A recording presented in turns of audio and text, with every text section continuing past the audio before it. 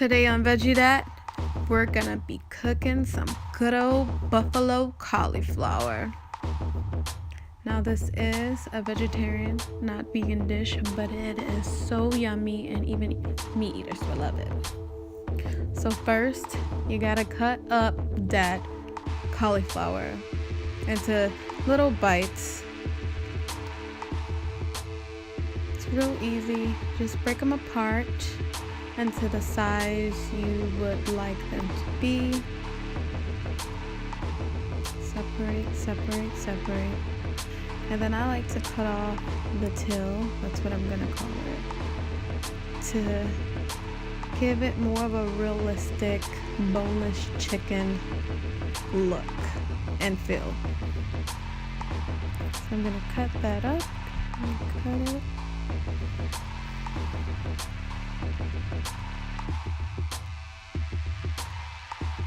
Alright, so let's go ahead and drop the cauliflower into a bowl.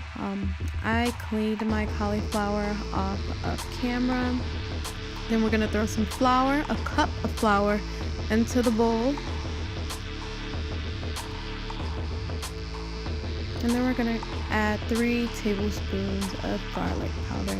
I love my stuff garlicky. If you don't, I would advise you only do 2. And then we're gonna go in and add 2 tablespoons of onion powder.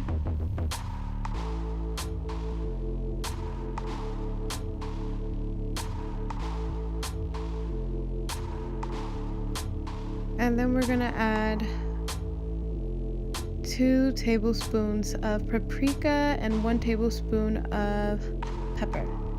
Now that, my friend, is Tony Sassarin.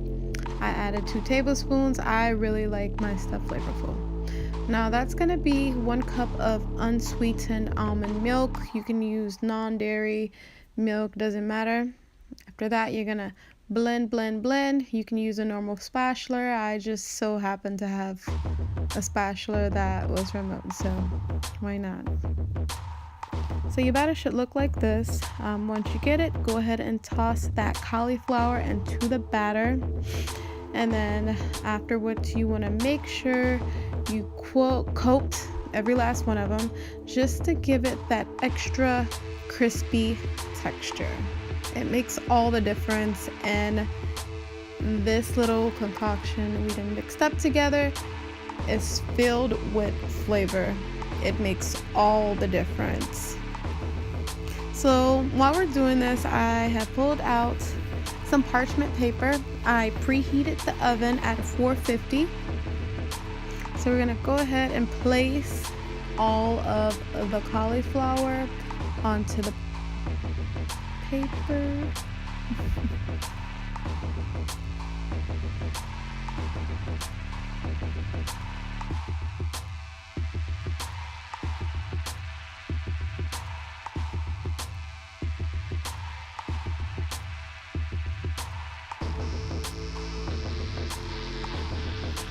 So this part was pretty self-explanatory. I felt like I didn't really have to talk, but you want to go ahead and put all of the cauliflower onto the tray. While the oven is heating, I would highly suggest preheating before you get started. Probably would have helped if I'd said that before. Now for the hot sauce. We toss that in the oven. We're making a hot sauce. Get 1 cup of your favorite hot sauce. Mine is Louisiana's. And then 1 tablespoon of oil. I used olive oil for mine. And then 1 tablespoon of honey. If you want this to be a vegan dish, do not add honey. Maybe agave or some kind of sweetener to, balance it out. Now that our cauliflower is ready, it's time to coat it.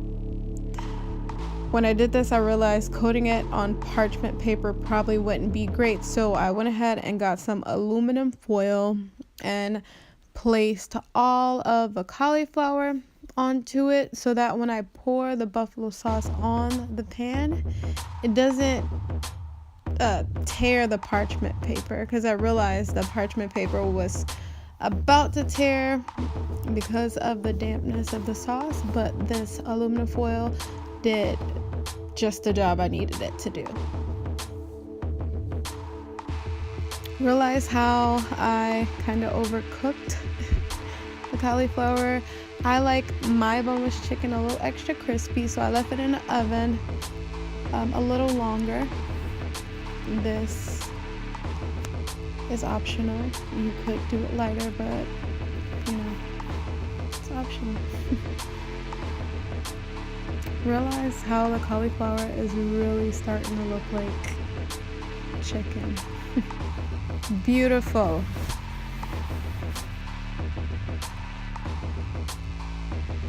Alright, so we're gonna go ahead and take the buffalo sauce and try to pour it on every last one of the cauliflower pieces, or right now, buffalo chicken.